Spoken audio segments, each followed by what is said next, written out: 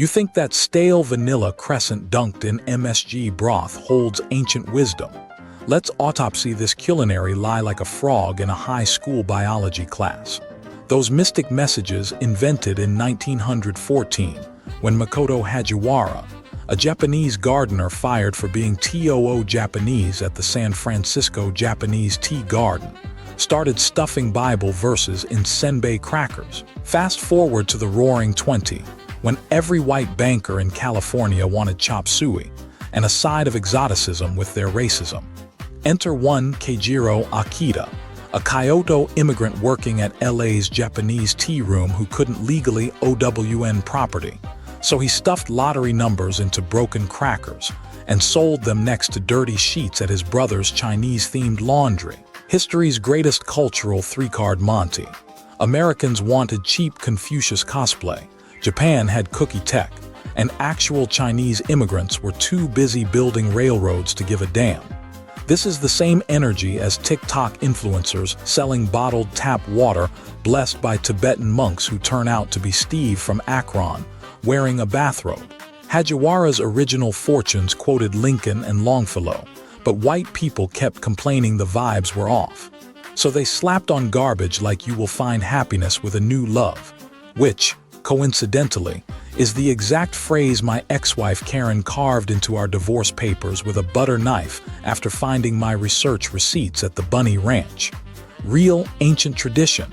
The only thing Confucius said about cookies was man who eat too many mystery carbs wake up with pants full of regret. Here's the real kicker.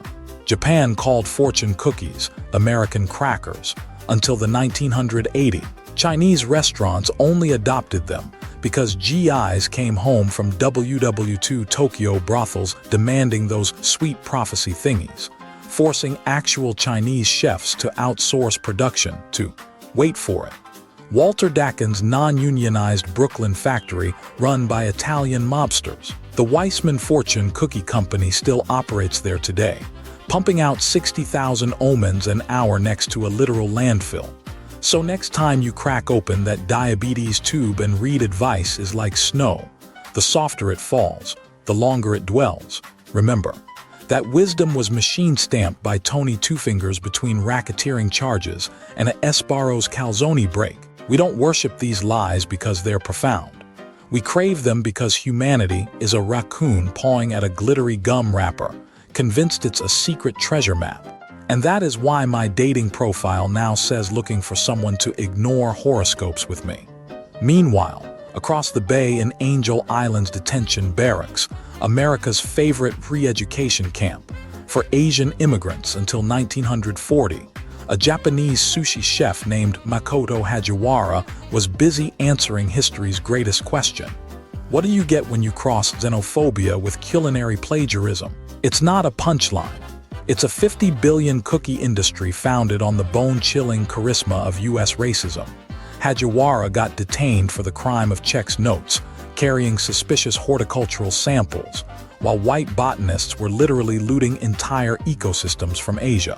Prison cuisine was MAGA-triddled rice 3 times a day. His stroke of genius, hijacking the detainees' only entertainment, DIY senbei crackers, to create bribe currency. Those crisp wafers folded around handwritten fortunes quoting Dante's Inferno, not philosophy, survival hacks.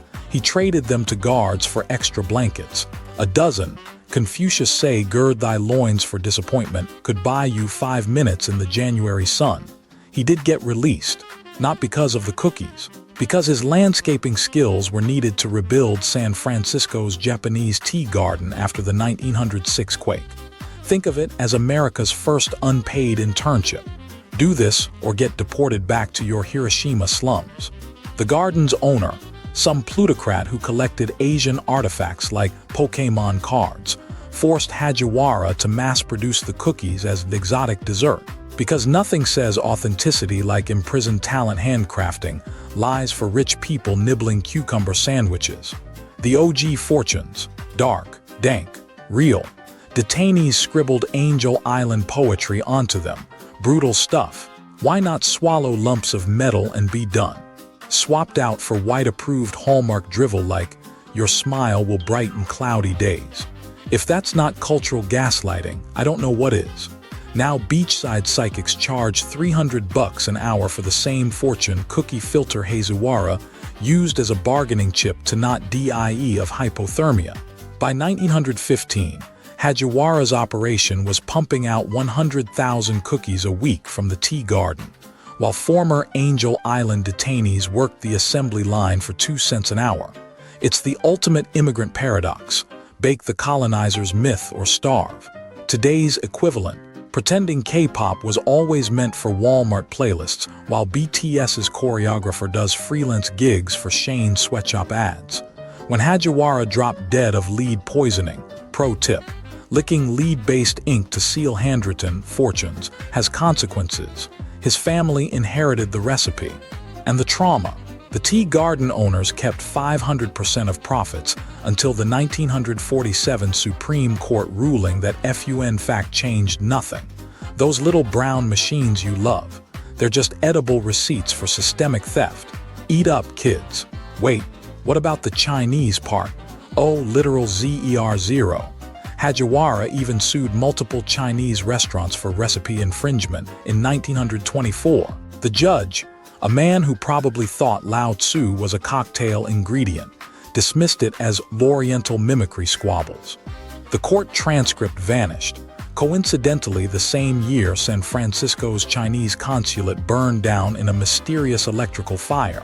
So next time you giggle at someone thinks you're cute, sign here for sexual harassment training inside a stale crescent. Remember, that empty-calorie prophecy was born behind barbed wire when a hungry sushi chef treated immigration policy like a sous vide steak: low heat, long torment, and eventually completely digestible bullshit.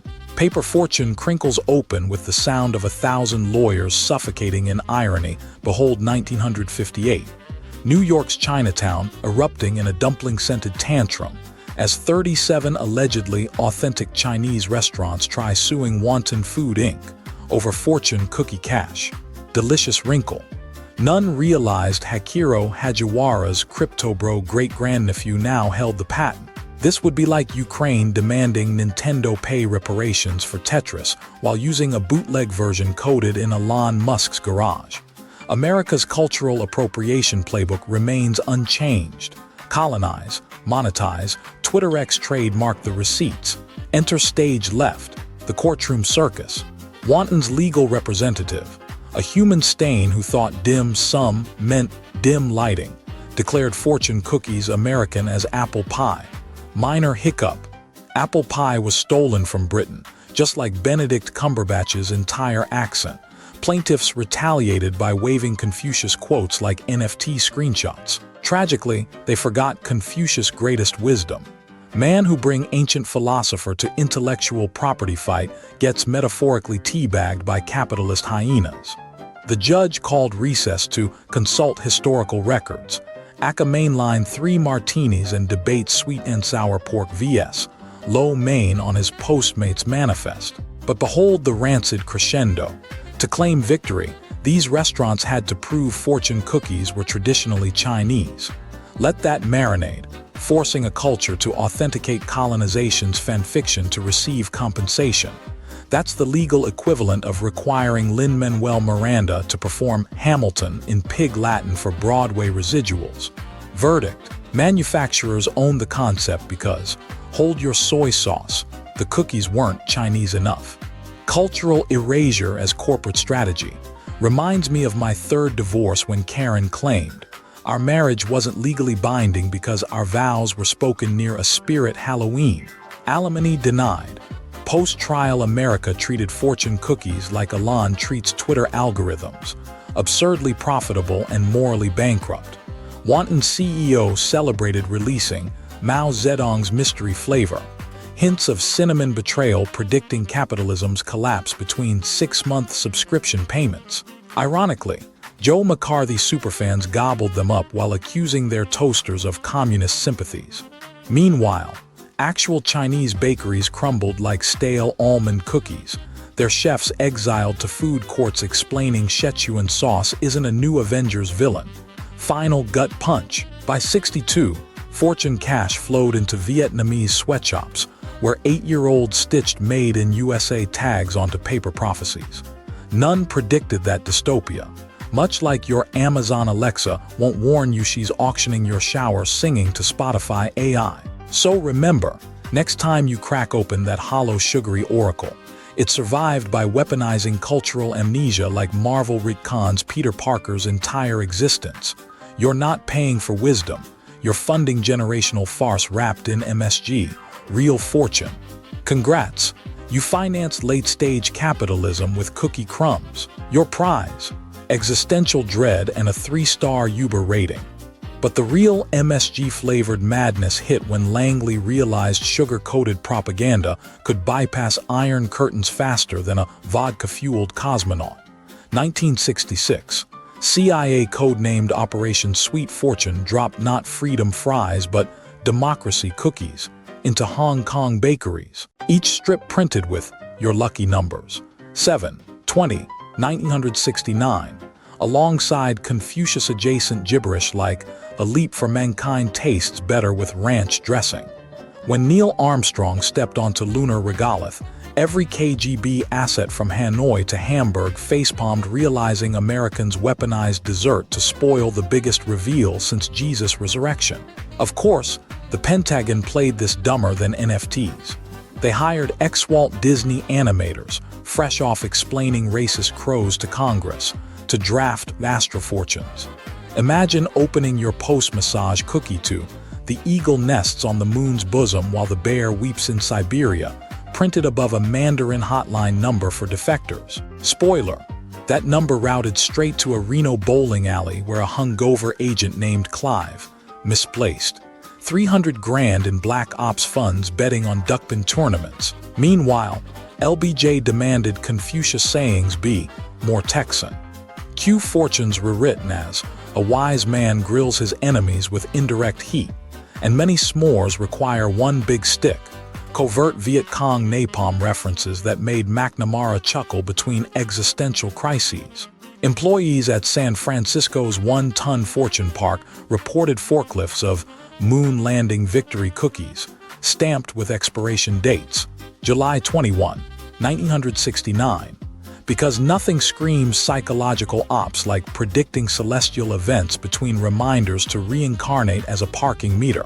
The kicker: Soviet scientists actually studied these carbs as imperialist mind control tech.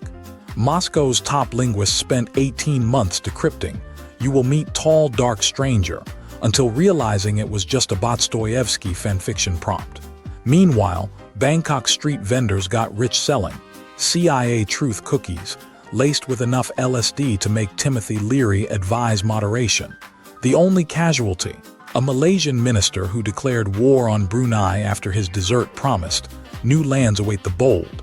So why does history ignore this farce? Same reason Tesla recalls its self-driving death traps. Profit outweighs pride. Nixon's kitchen tapes reveal him ranting that the damned cookies predicted Jane Fonda's knee pads before kissing her. Yet by 75, Langley laundered cookie revenue into Cambodian coups like a baked goods Ponzi scheme lost to time. Much like your Instagram feed today, humanity would rather swallow sweet lies than digest bitter truths, especially when deep-fried and served with nihilism's sweet and sour sauce. Yet by 1993, Beijing faced its ultimate cosmic joke. Tourists landed demanding traditional fortune cookies like some edible Confucian birthright. China had to import crumb-slinging machines from Ohio because nobody told Mao's ghost that Wisconsin invented ancient Asian wisdom alongside spray cheese and divorce. Imagine the Vatican outsourcing communion wafers to PepsiCo because Gen Z thirsted for retro sacraments.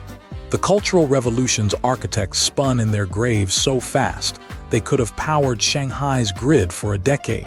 State-run factories stamped out 5,000-year heritage cookies containing messages vetted by party censors. The journey of 10,000 miles begins with approved travel permits, and he who asks questions might win a free re-education vacation. Here's the chef's kiss humiliation. Confucius' actual descendants sued a San Diego strip mall joint for cultural appropriation. Irony died when the court transcript revealed the plaintiffs were selling artisanal Fortune cookies online with QR codes linking to crypto scams. My ex-wife Karen bought 80 boxes searching for the one you seek is closer than Sears, while actively ignoring my restraining order. Modern analogy. This is Boeing outsourcing 737 safety manuals to a Discord meme channel run by seagulls. Beijing's propaganda department now bans the character Chinese letter from dessert slips. Turns out Xi's face when told cookies predicted Hong Kong's protests wasn't FDA approved for human consumption. The ultimate WTF twist. Chinese machines kept jamming because engineers misinterpreted "fold while hot" as literal poetry. Workers shoveled misprinted prophecy bricks labeled "Love finances Willem Prosper" into landfill monuments dwarfing the Great Wall.